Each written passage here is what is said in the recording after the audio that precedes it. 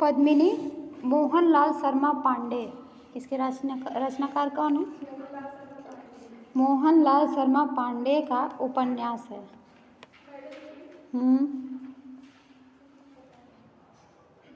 क्या हुआ?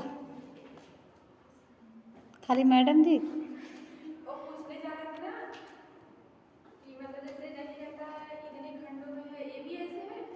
बता रहे हैं, जो भी है हमारे पास उसको बताएंगे, कुछ भी रखेंगे नहीं, हम रख कर क्या करेंगे?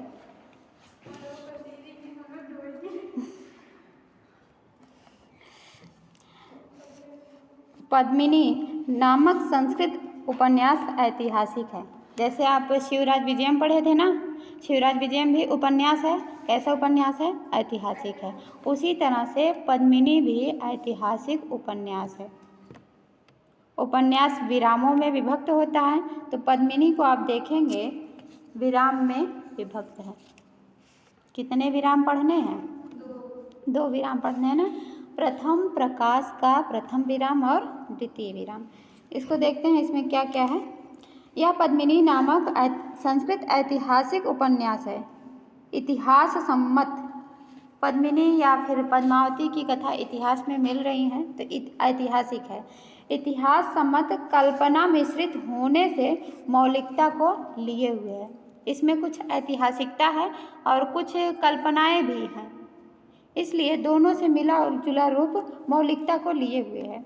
मध्यकालीन राजपूत संस्कृति एवं सभ्यता का परिचायक तथा मुगल वंश के पूर्व बादशाह खिलजी वंश के शासकों की नारी के प्रति सम्मोहन दृष्टि का आकांक्षित स्वरूप की अभिव्यक्ति का कुशल चित्रण है।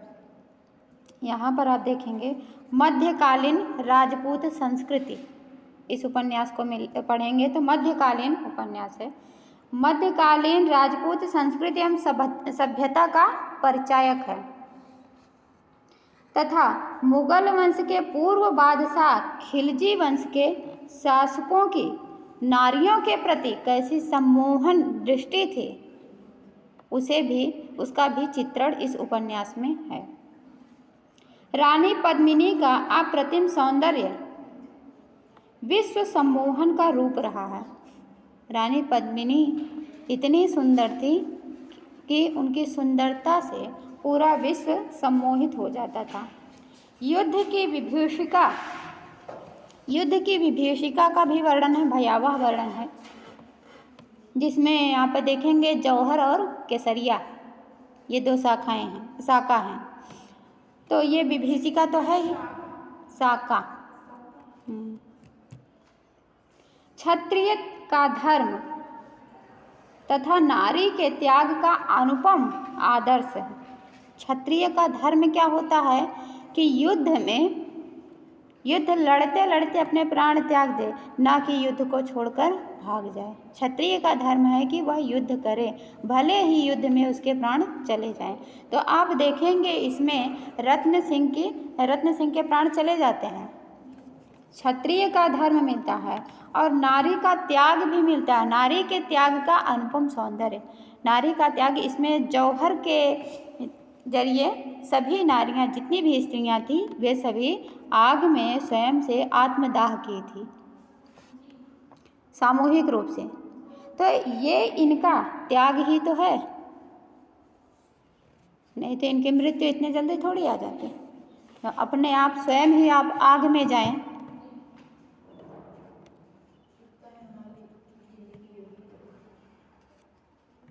इस उपन्यास के पात्रों को चित्रित किया गया है।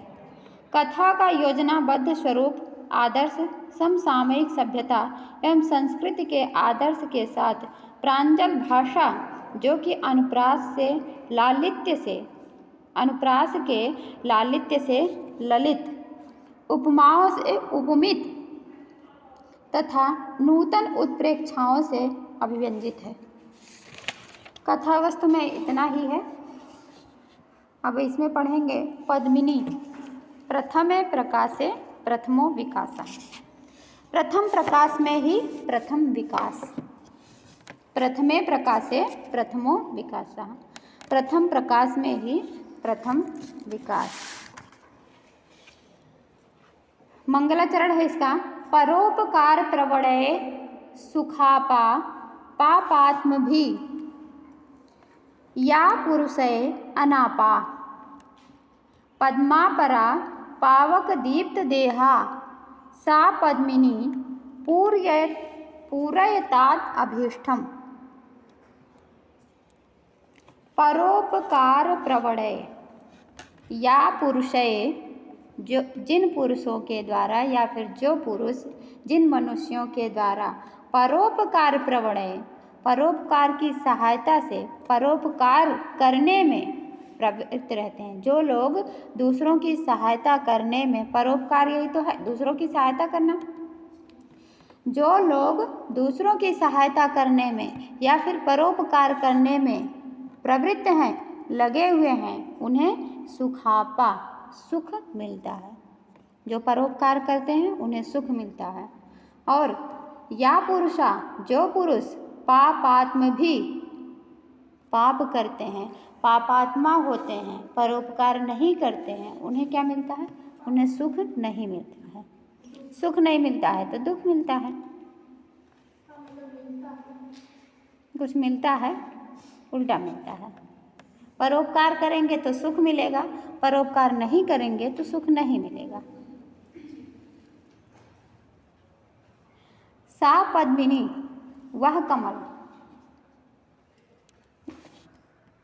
सा पद्मिनी, पद्मापरा, वह दूसरा ही कमल है, वह कोई अपर ही कमल है, जो पावक दीप्त देहा, जिसका शरीर अग्नि के समान प्रदीप्त हो रहा, अग्नि में जल रहा है, अग्नि के समान दीप्त हो रहा है।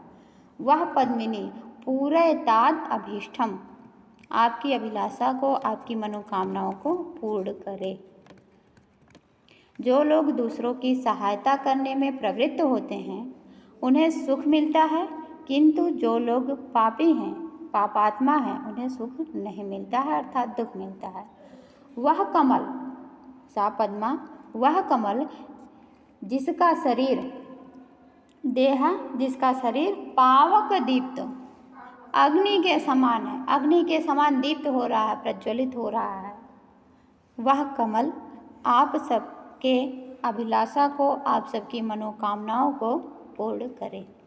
ये कैसा मंगलाचरण है? कैसे?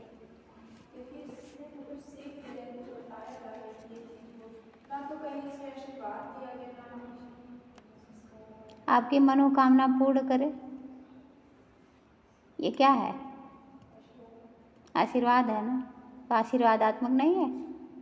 पद्मिनी का नाम है, पद्मिनी का नाम है, जो ग्रंथ का नाम है। जहाँ कहीं भी मंगलाचरण में ग्रंथ का नाम आ जाए या फिर नायक नायिका का नाम आ जाए, वहाँ पर वस्तु निर्देशात्मक भी। तो दोनों मंगलाचरण है, वस्तु निर्देशात्मक भी है, आशीर्वादात्मक भी है। आगे देखिए, सानंदम निर्विघ्नम उपयमन अनंतरम बीकानेर मंडलांतर्गत पूगल प्रदेशान मौर्यक नृपति चित्रक विनिर्मितम विचित्रम चित्रकूटम चित्तौड़ दुर्गम प्रति प्रतस्थे वर यात्रा। प्रतस्थे माने प्रस्थान की, निकली, क्या? वर यात्रा। वर यात्रा क्या होता है?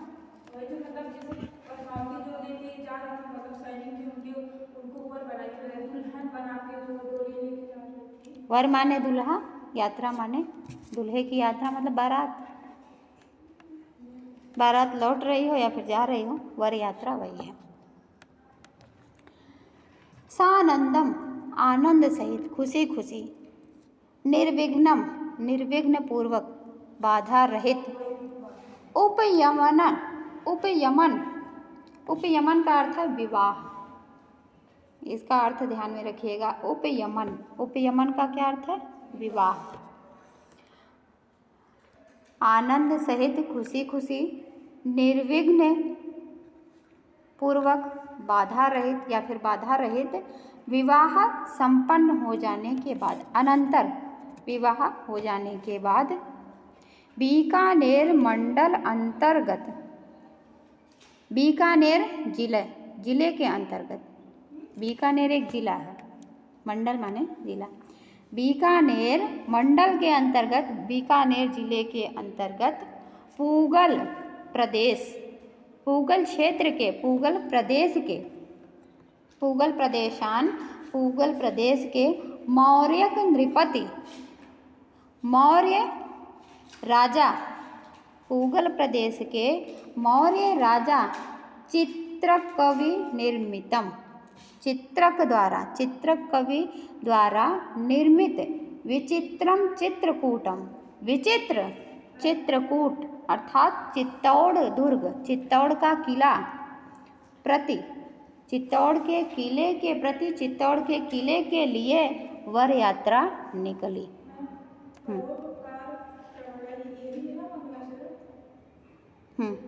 सीरीज में है, अच्छा है, दिया है तो हम देख रहे थे, शायद हम देख नहीं पाए अच्छे से।